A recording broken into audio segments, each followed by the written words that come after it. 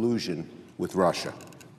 The President provided no reasoning for the firing other than he had the recommendation of his Attorney General, who has already had to recuse himself from the Russia investigation for being too close to the President, and his Deputy Attorney General, Rod Rosenstein.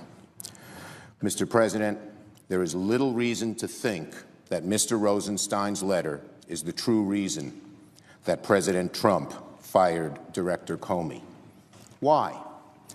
Because if the administration truly had objections to the way Director Comey handled the Clinton investigation, they would have had them the minute the President got into office.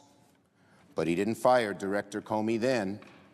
The question is, why did it happen last night? We know Director Comey was leading an investigation in whether the Trump campaign colluded with the Russians, a serious offense. Were those investigations getting too close to home for the President?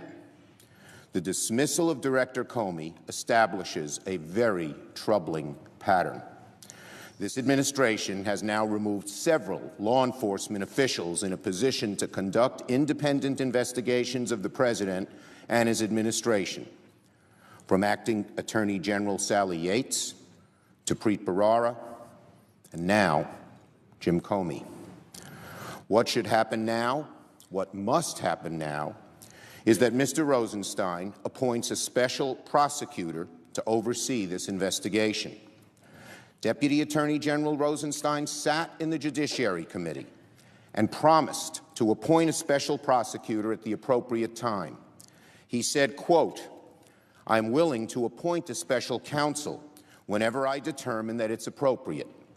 So my colleague, Senator Coons, asked him, would you agree that it's vital to the assurance of confidence in our democracy and law enforcement system that any investigation into these matters be fair, free, thoroughly, and politically independent? Mr. Rosenstein answered, yes, I do. If there was ever a time when circumstances warranted a special prosecutor, it is right now.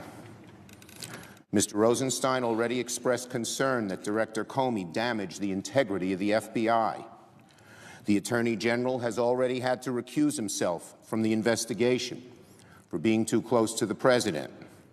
If Mr. Rosenstein is true to his word, that he believes this investigation must be, quote, fair, free, thorough, and politically independent, if he believes, as I do, that the American people must be able to have faith in the impartiality of this investigation, he must appoint a special prosecutor and get his investigation out of the hands of the FBI and far away from the heavy hand of this administration.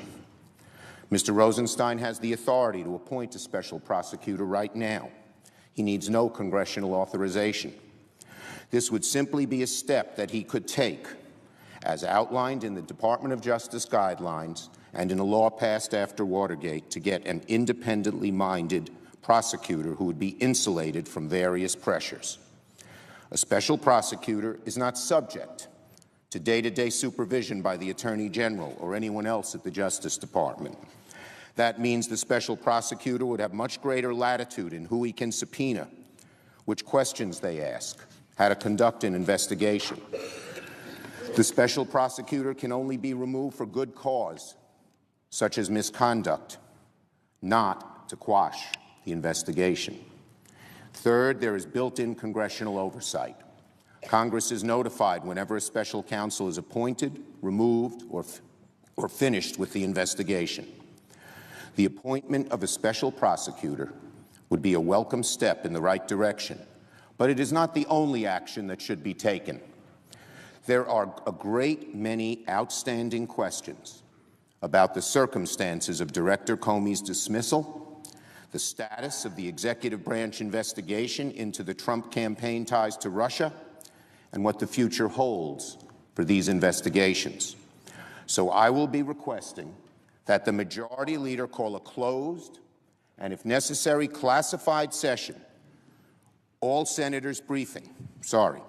I will be requesting that the Majority Leader call a closed and, if necessary, classified all senators briefing with the Attorney General and the Deputy Attorney General separately, at which they can be asked questions.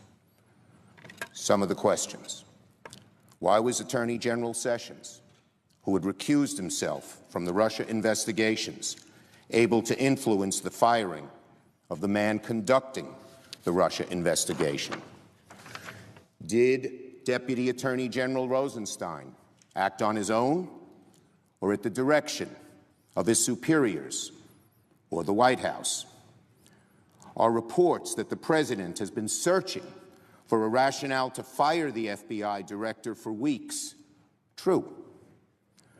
Was Director Comey's investigation making significant progress in a direction that would cause political damage for the White House? Why didn't the President wait for the Inspector General's investigation into Director Comey's handling of the Clinton email investigation to conclude before making his decision to fire him? Was this really about something else? No doubt we'll have an opportunity to question Mr. Comey, now a private citizen, about what happened. But we need to hear from this administration and about what happened and why, and what is going to happen next.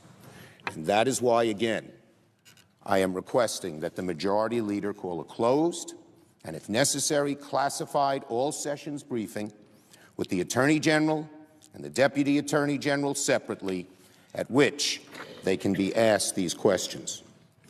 I hope the Majority Leader agrees with me that we need to get to the bottom of this and get a handle on all the facts so that we can grapple with him. I remind him and my Republican friends that nothing less is at stake than the American people's faith